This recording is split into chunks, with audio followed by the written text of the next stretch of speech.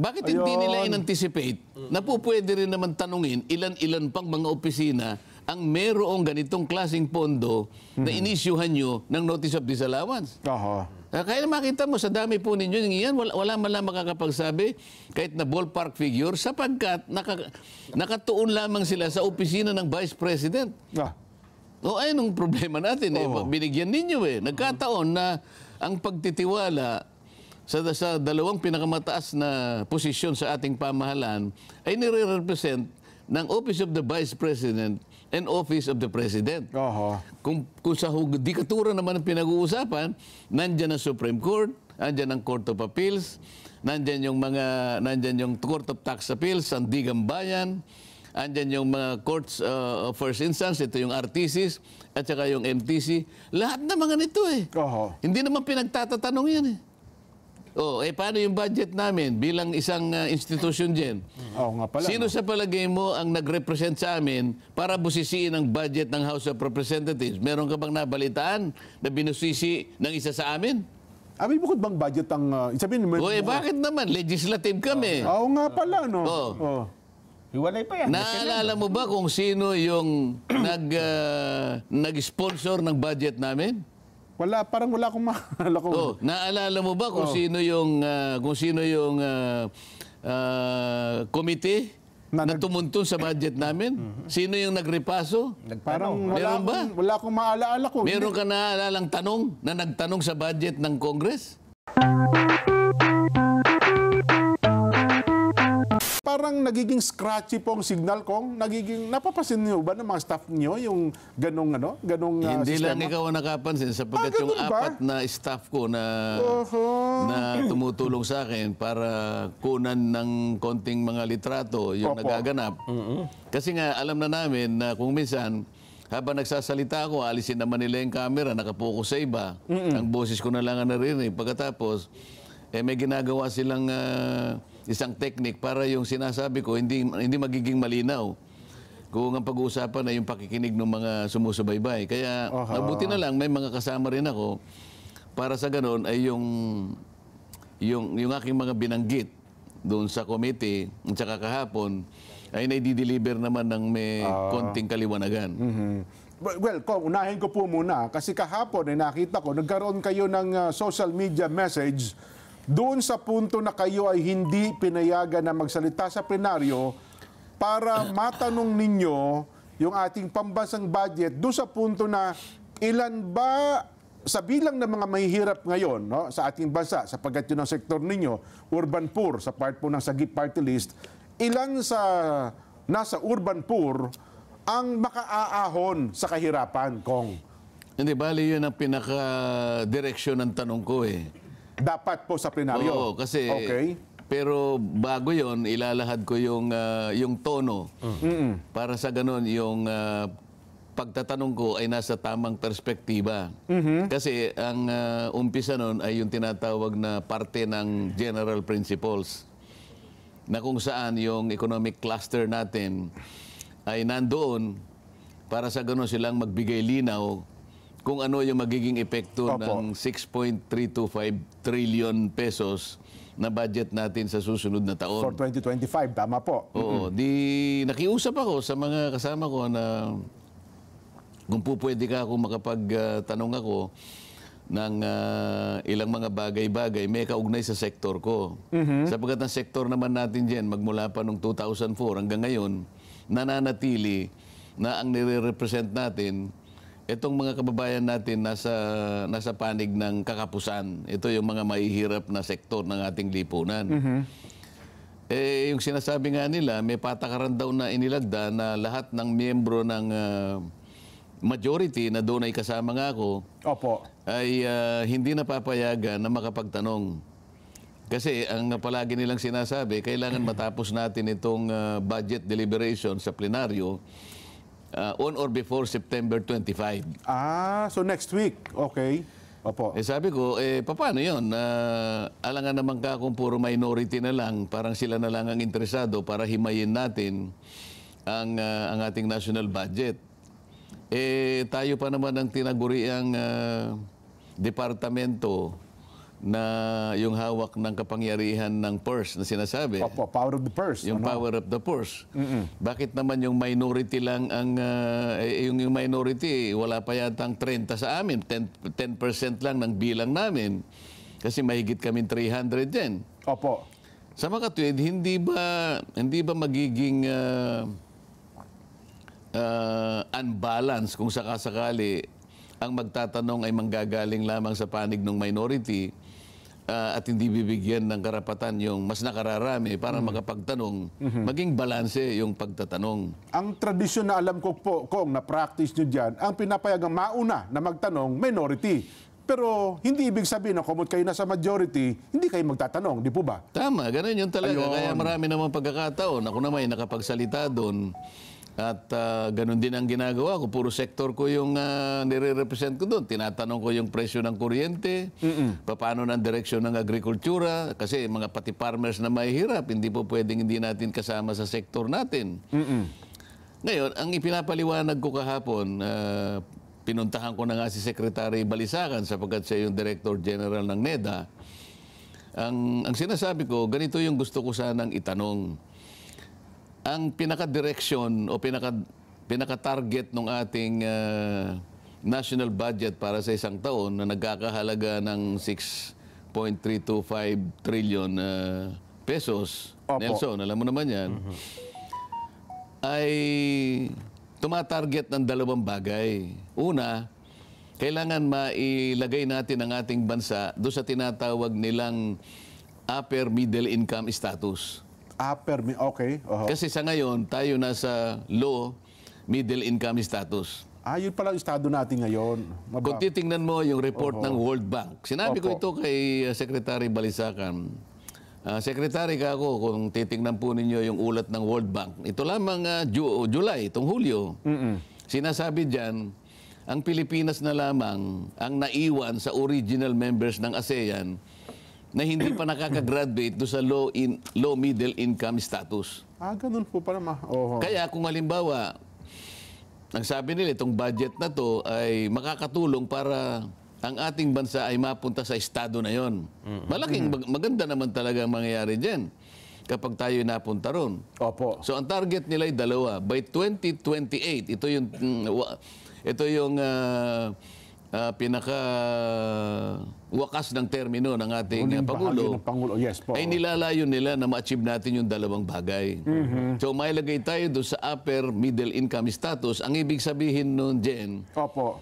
sa estimate, yung tinatawag na per capita income, bawat isang Pilipino na nabubuhay, Jen, ang kanyang katapat na income ay dapat hindi bababa sa $8,000.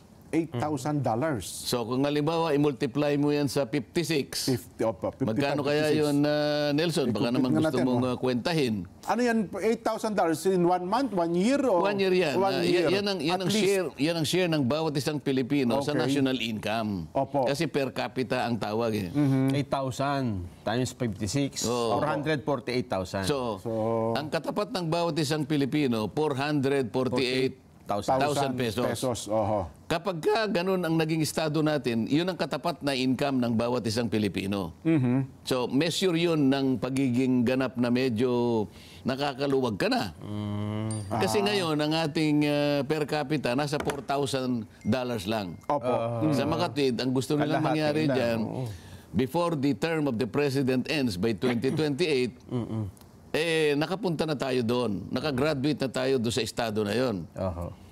Ngayon, yun ang isa. Yung pangalawa naman, tinatarget nila, kasi magkadikit ito eh, yung ating poverty incidence level. Ito yung level na kung saan ay nakikita nila yung karamihan ng mga mahihirap na kababayan natin. Ang sabi nila, by the end of 2028, yung poverty incidence rate dapat 1 digit na lang. Kasi ngayon, 19.8 yata. 19.8%. So kung 1 digit na lang, dapat 9% na lang. Tama ba, Jen? Tama po, Kong. So kapag naging 9%, ay di maganda. Ibig sabihin, talagang mapapaunti mo. So by the end of 2028, sabing ganon, dapat ang mahihirap ay 9% na lang ng ating population. So magiging, siyempre, bilang isang kinatawan ng sektor na yon, gusto kong ganun nga yung mangyari. Ayun. Kaya ang pagtatanong ko, posible bang mangyari? Sabi kong ganyan. So yun sana ang linya ng tanong niyo po sa Ang linya ng tanong ko, ako po gusto kong ganun ang mangyari. Ang totoo niyan, halimbawa, lalong gumanda pa halimbawa yung nangyari. Halimbawa, by 2028, wala nang mahirap, zero. Napaganda eh. Nawala yung sektor ko ngayon. Jackpot yun pagka nagagano. Wala na sektor ko. So hindi na ako pwedeng mag-congressman representing that sector dahil wala na sektor na yun. Wala nang urban poor. Pero, magiging maligaya ka, Jen. Kasi makikita mo naman, wala nang mahirap. So, kaya kong isakripisyo yung posisyon ko bilang congressman na nagre-represent sa kanila kung wala na talagang mahirap. O ngayon, sabi ko, paano kaya natin mapangangatawanan yung dalawang targets na yon? Kasi meron tayong problema. Ngayon, tsaka ko ngayon sana ilalatag yung ginawa naming batas na kung tawagin Magna Carta for the Poor. Opo. 2 years ago kung bago nang naipasa yan, di ba? Kayo isa sa mga proponent ng batas na yan. Hindi, 2019 pa yon. Ganun ba?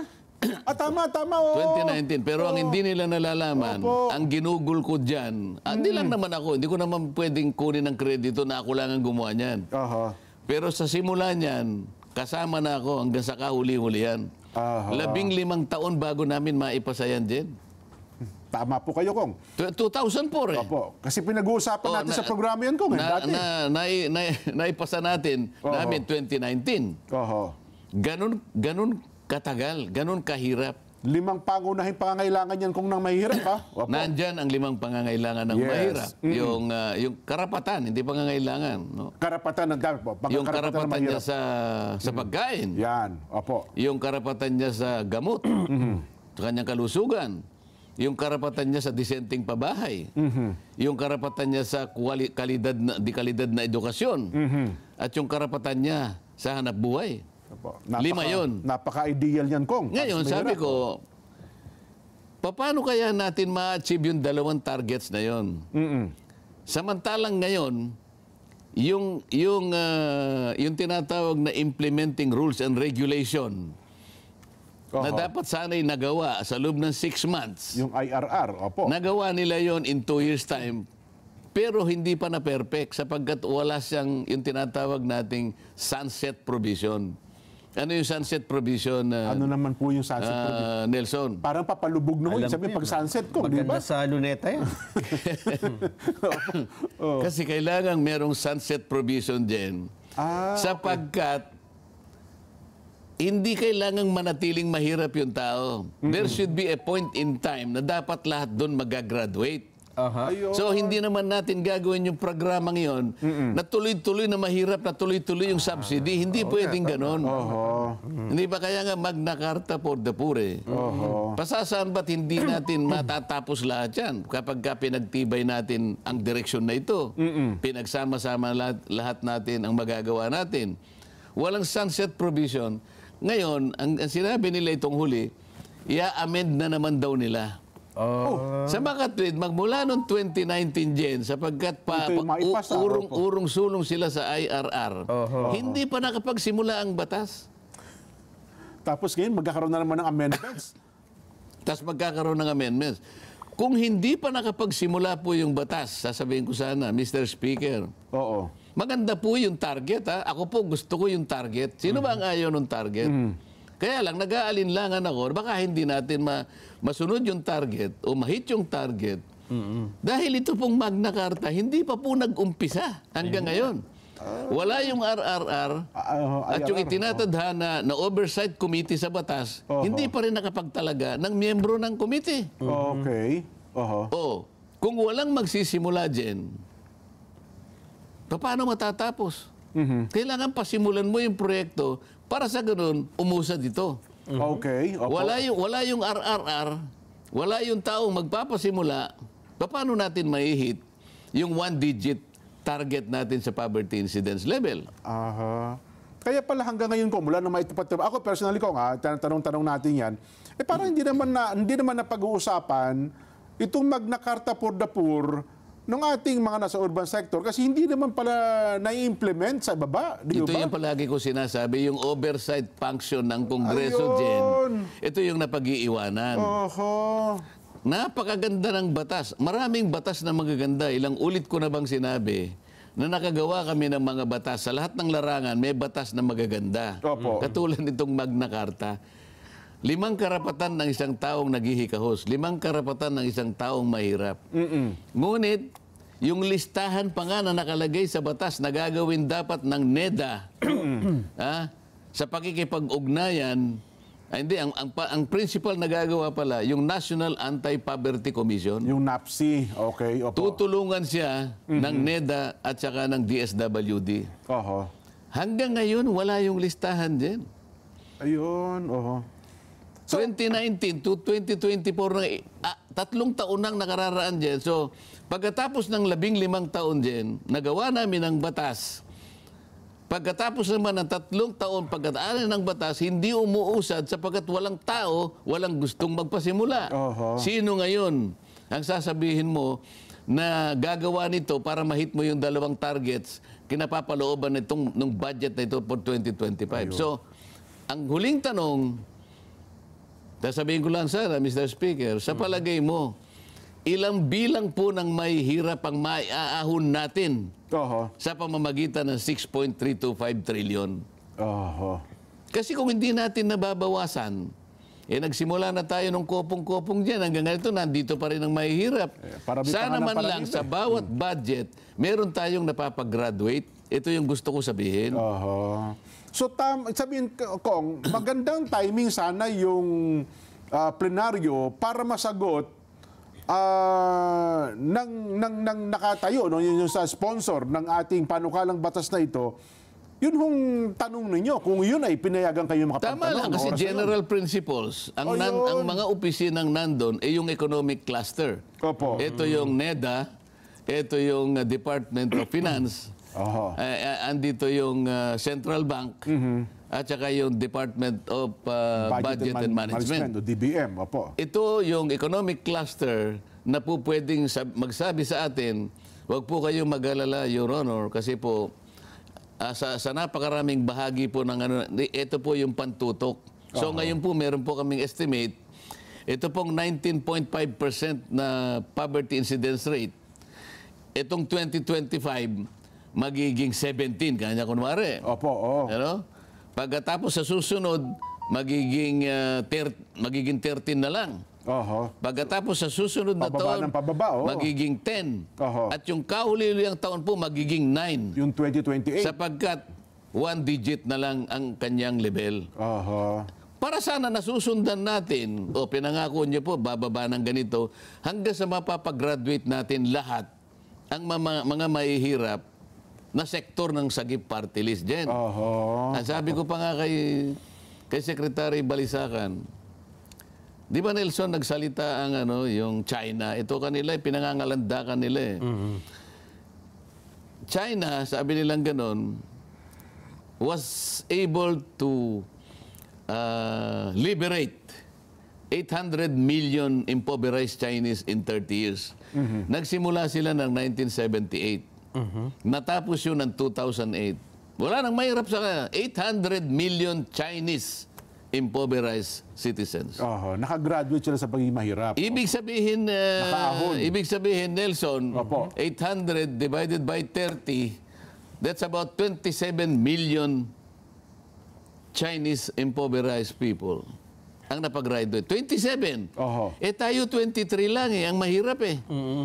So kung gagawin natin yung ginawa ng China, o mas kahit kalahati lang ng ginawa ng China dyan, sa 2 taon tapos na yung mahirap eh. Oho. Wala nang mahirap. Yun ang gusto ko sanang mga tanong na gusto kong ilahad sa kanila para sa ganon, doon natin busisiin ang national budget. Yun. Kasi pananagutan ng Estado, yung tingnan ng kapakanan ng kanyang mamamayan, lalong-lalo na yung pinakamahirap. Baka ang katwir naman nila, Kong, nakapaloob naman yan sa National Expenditure Program, Kong, at kung baka sabihin nila, di kung babasahin nyo po, baka nakalinya yun doon, isa-isa, sa ating pambansang budget for 2025, Kaya Kong. nga po, tukuyin nyo sa akin, sapagkat ako po ay nagmamadali na. Kung hindi lamang po kasi nagwalang bahala yung National Anti-Poverty Commission at lahat ng mga komisyon na may kaugnayan sa ikalulutas ng kahirapan sa bansa. Meron pang PCUP, Presidential Commission for the Urban Poor, at saka lahat ng ito.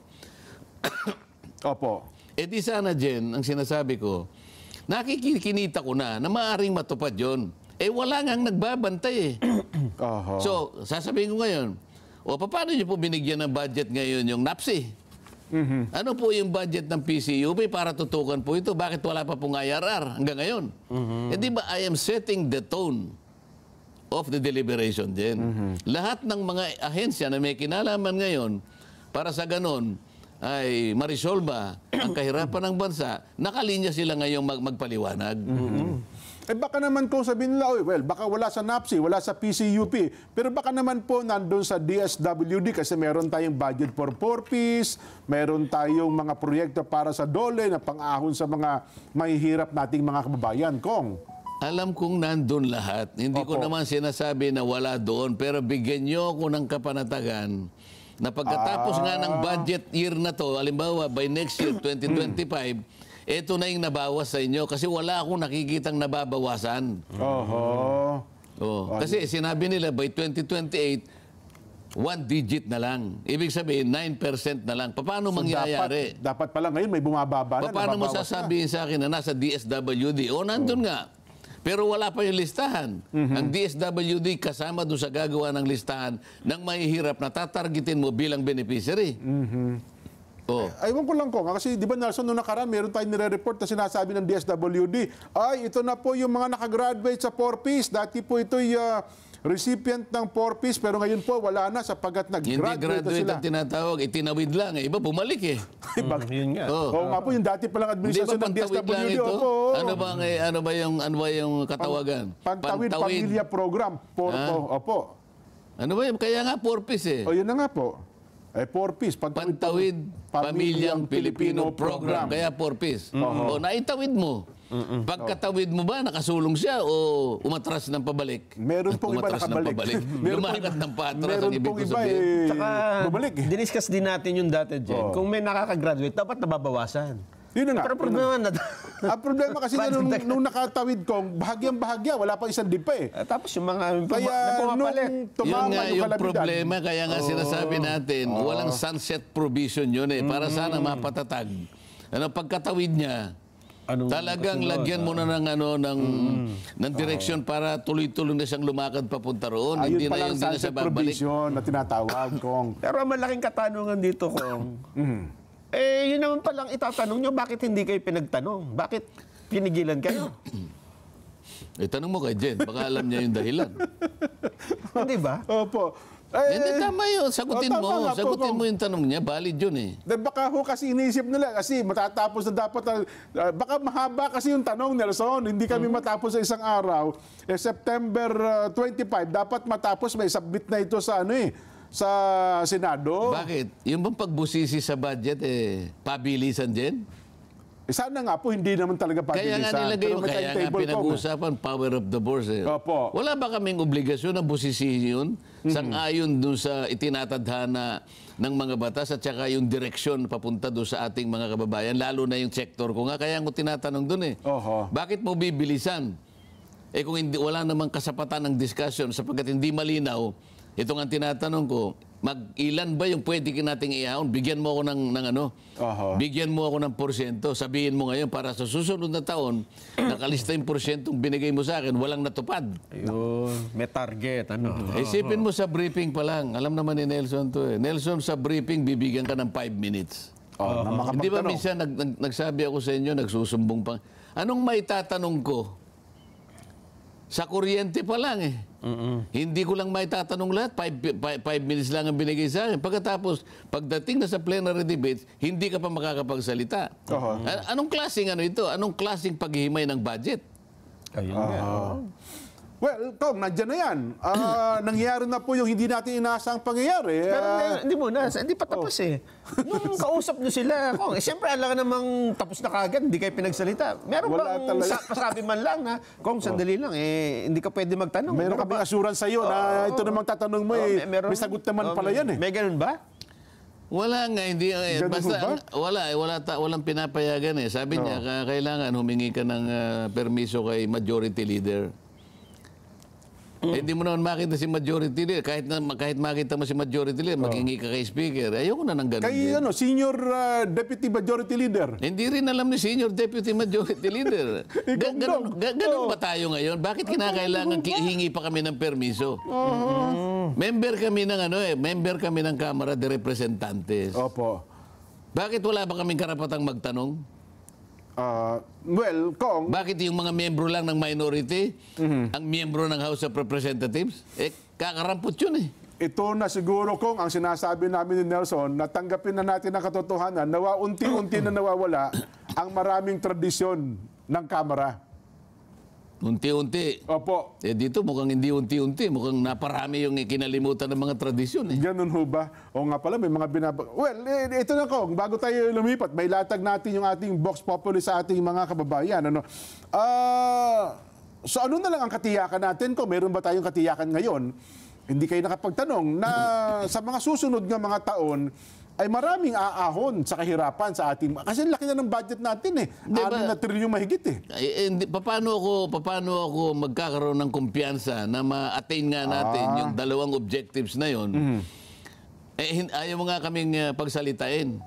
Sana man lang, kung pinayagan kami, nailatag namin ang gusto naming tanong na sagutin nila, para sa nakikita natin na meron palang mga bahagi na nakalagay dito sa mga kung saan-saan. Ngayon, yun ngayon ang titingnan namin. Kung totoo talaga na nandoon. Ayun. Binabanggit ng COA na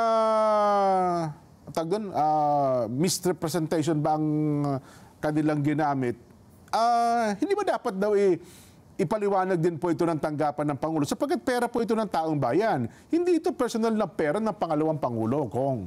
Minaliwanag niya eh. Meron siyang presentation, yung 2025 budget. Ayun, opo. Pagkatapos, nang sabi niya, kasi meron siyang statement, may prepared statement, binasa niya. So recorded yun. Pinapaliwanag niya na makikipag-communicate po ako sa COA sapagkat subjected ito sa notice of disallowance. Opo. Notice of disallowance pala, tama po. Notice pa lang, kasi meron siyang 6 months para sagutin yun. Pagkatapos, in relation to 2025, sabi niya, I will forgo my opportunity to defend the 2025 budget of the OBP by way of question and answer and instead leave it to the discretion of the House of Representatives to decide on such a proposal as presented. Sabi ko kanina, ayaw pa po ba niyo yung sagot na yun?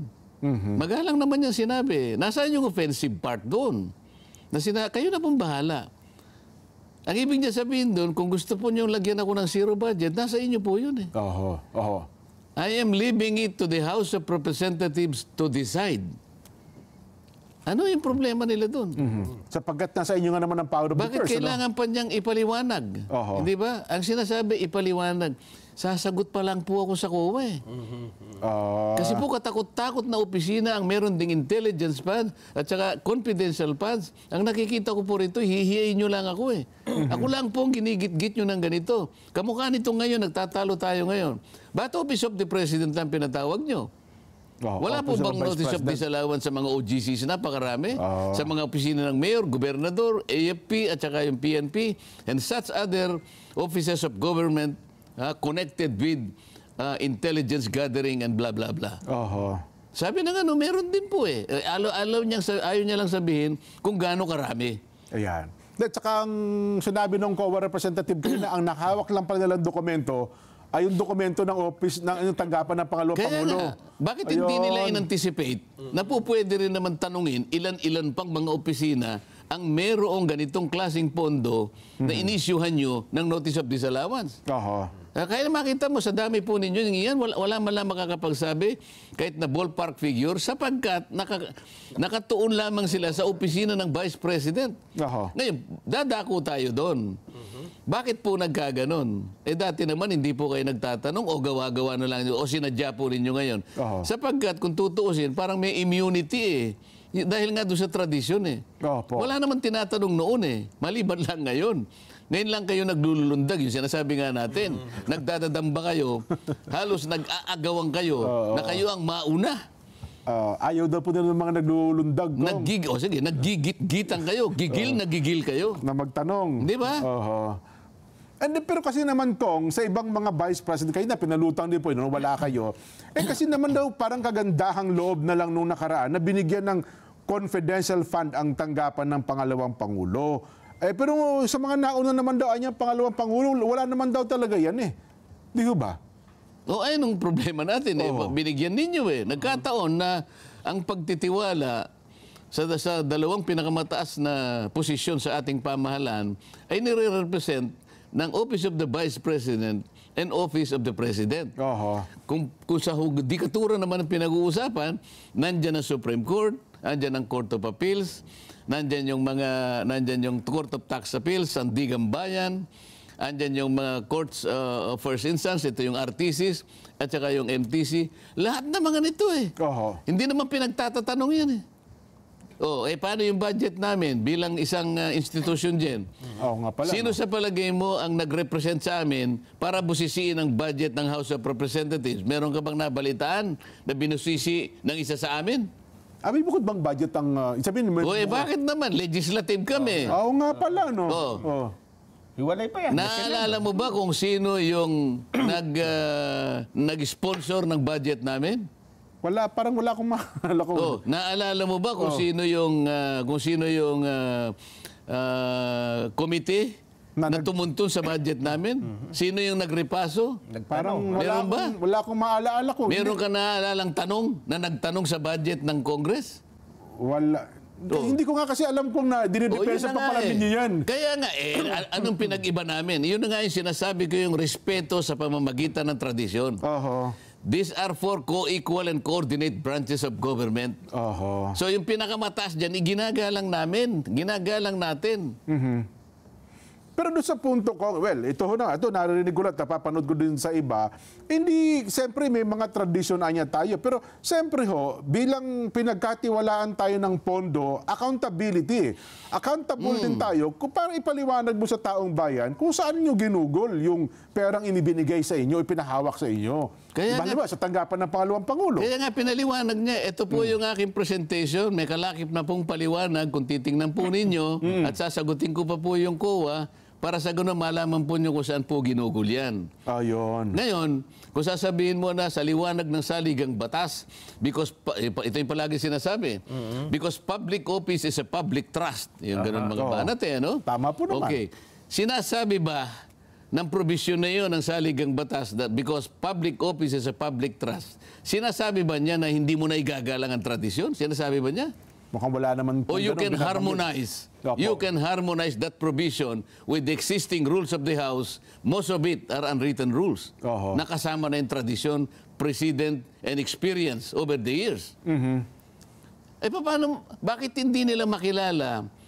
Hindi naman sa sinasabing hindi accountable. Ang sinasabi lang natin, merong paggalang, merong pagtitiwala, ibigay mo yun doon sa pinakadalawang mataas na posisyon ng ating pamahalaan. Kapag wala na yung respeto, paano ba yung sinasabi mong public trust? Ikaw hindi ka marunong mag-promispeto Di ba? Bago mo invoke yung public trust, public office is a public trust, tingnan mo sa sarili mo, if you are competent enough to exercise the trust. Hindi, ayaw mong igalang Sana kung hindi siya nagpaliwanag. Sana kung hindi siya nag-present.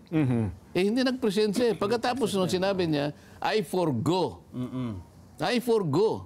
Hindi ko na po gagamitin ang opportunity ko na ipagtanggol yung budget ng opisina ng Vice President sa taong 2025 sa magitan ng tanong at sagot. Kung hindi, ay iniiwan ko na po sa inyong pagdesisyon kung ano po ang kahihinat na ng proposal na ito sa inyo. Ayun. Yun ba'y kabastusan? Well, mukhang ang tingin po Ang nagsalita is a vice president. Oho. O ngayon, sasabihin mo ngayon, hindi, kailangan ka namin tanongin, bakit noon hindi nyo ginawa ito sa iba? Yun ang katapat na tanong dun eh. Ba't ngayon lang kayo naglululundag? Ayun ang ayaw nila eh. Wag daw po. Dapat noon, naglulundag din kayo para sa ganon, parehas lang. Eh ang kaso, sa tagal ko nga dito, sabi ko sa inyo, 2004 to 2023, wala akong nakitang naglulundag. Ngayon lang 2024, dito ko nakita. Opo. Hindi kasi naman daw, Kong, ito naman ako, binabagin ko lamang din po to. Wala naman daw po kasi sa kasaysayan na mandakin nyo, 125 million naggasto sa loob ng 11 araw, Kong. Bakit? Parang hindi niya pangkaraniwan nga naman yun. Di ba? Masyado ka suspityoso eh. Hindi ba? Opo, yun sa... Bakit? Ba't hindi gagastusin kung talagang binigay yun? Eh kaysa naman dumating sa, isoli mo sa treasury. Anong nangyari sa PhilHealth? Na pera ng mga miyembro? Hindi ibinigay sa mga miyembro. Dapat sana inagamit ito sa pangkalusugan ng mga miyembro. Ayun, ibinalik sa treasury. Bakit? Pera ng tao yun eh. Pera ng miyembro yun. Oo. Pagkatapos, sino ngayon ang sisisihin mo? Halimbawa, doon sa pagkakasoli noon, halimbawa, 1,000 ang namatay. Sana man lang, kalahati noon ay nasave mo, nailigtas mo sapagkat nabigyan ng karampatang lunas. Wala eh. Sino makapagsasabi na maaari kang nakapagligtas ng buhay? Eh, hindi ganun nangyari. Pero walang naninisi doon. Eh, buhay ang pinag-uusapan doon eh. Oo nga naman, ano? Ay, nako. At saka yung iba nga pinupuna dahil sa hindi ginagamit yung pondo dyan eh. Ayun,